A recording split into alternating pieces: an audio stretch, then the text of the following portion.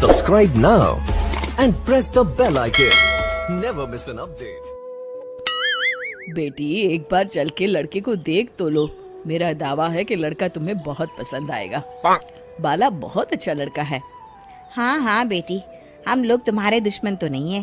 किसी अच्छे लड़के से ही तुम्हारी शादी करवाएंगे ना। आखिर तू हमारी इकलौती बेटी है। अच्छा ठीक है माँ, अब ज्यादा भावुकतापूर्ण शब्दों का इस्तेमाल ना करो। मैं चलने के लिए तैयार हूँ। चलो फिर बिना देर के हम सब चलते हैं। सभी बाला के घर पहुंचते हैं। अरे क्या बात है बहन जी, अभी तक आपका बेटा नहीं आया? जी बस आता ही होगा।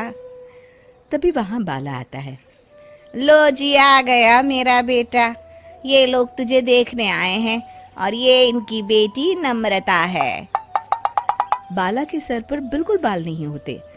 ये देख नम्रता और उसके परिवार वालों की आंखें फटी की फटी रह जाती है। ये तो टकला है। हे भगवान, माँ पिताजी आप दोनों एक टकले से मेरी शादी करवाने वाले थे। अरे ये तो पूरा उजड़ा चमन है। देखो बेटी, इस तरह किसी का मजाक उड़ाना गलत है। किसी के बारे में इस तरह की बातें नहीं करते। बालों का क्या है, वो तो आते जाते रहते हैं। लड़का टकला है तो क्या हुआ, इंजीनियर है, अच्छा खासा कमाता है। आप चुप रहिए जी।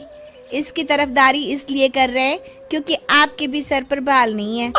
मैंने तो आपसे शादी कर ली, मगर मैं अपनी बेटी की शादी एक टकले से बिल्कुल नहीं करवाऊंगी। अरे ये क्या, कब से आप लोगों ने टकला टकला लगा रखा है? और माफ करना, तुम भी कोई हूर की परी नहीं हो। तुम लोग मेरे घर में आकर मेरी ही बेइज्जती कर रहे हो। निकल जाओ यहाँ से। हाँ हाँ तो जा रहे हैं ना, हमें भी यहाँ रुकने का कोई शौक नहीं है। नम्रता और उसके परिवार वाले उठकर वहां से जाने लगते हैं। तभी नम्रता का छोटा भाई जाते जाते कहता है, टकला, तेरा बाप टकला। और इस तरह बाला का रिश्ता टूट जाता है। फिर एक दिन सड़क के किनारे एक आदमी घूम घूम कर कंधी बेच रहा होता है। कंधी ले लो, कंधी, एक से बढ़िया एक कंघी ले लो, नए जमाने की कंघी ले लो। अरे भाई ये ले लो। घूमते घूमते वो बाला के पास पहुंच जाता है। अरे भाई साहब, कंधी लोगे क्या? ये लो। तभी उसकी नजर बाला के सर के ऊपर पड़ती है।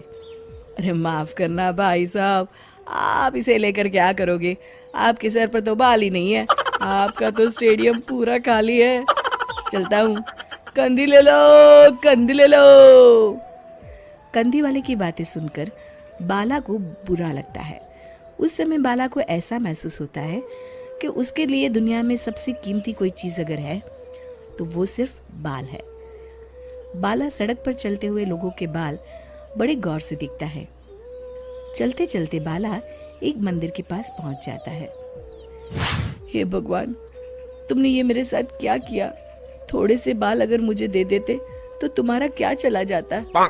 सारी दुनिया मेरा मजाक उड़ाती है। अरे भाई, आज पहला इंसान देख रहा हूँ जो मंदिर आकर भगवान से अपने लिए बाल मांग रहा है। बेटा, भगवान ने तुम्हें सब कुछ तो दिया है। अच्छी सेहत है, अच्छी नौकरी है। लगता है तुम्हारी तबीयत ठीक नहीं है। घर जाओ, सब ठीक हो जाएगा। बाला वहां से चला जाता है। घर पहुंचकर बाला खाना खाता है और अपने कमरे में सोने के लिए चला जाता है। फिर सुबह जब बाला सोकर उठता है तो आईने के सामने अपने आप को देखकर हैरान हो जाता है। बाला के सर पर एकदम घने बाल आ जाते हैं। बाला खुशी से झूम उठता है। अरे ये तो चमत्कार हो गया, मेरे सर पर बाल आ गए। लेकिन ये हुआ कैसे? दोस्तों, अगर आप इस कहानी का दूसरा भाग देखना चाहते हैं तो हमें कमेंट करके जरूर बताएं। तुम्हें तुम्हारी माँ की कसम है। वीडियो को लाइक करो और चैनल को सब्सक्राइब करो। धन्यवाद।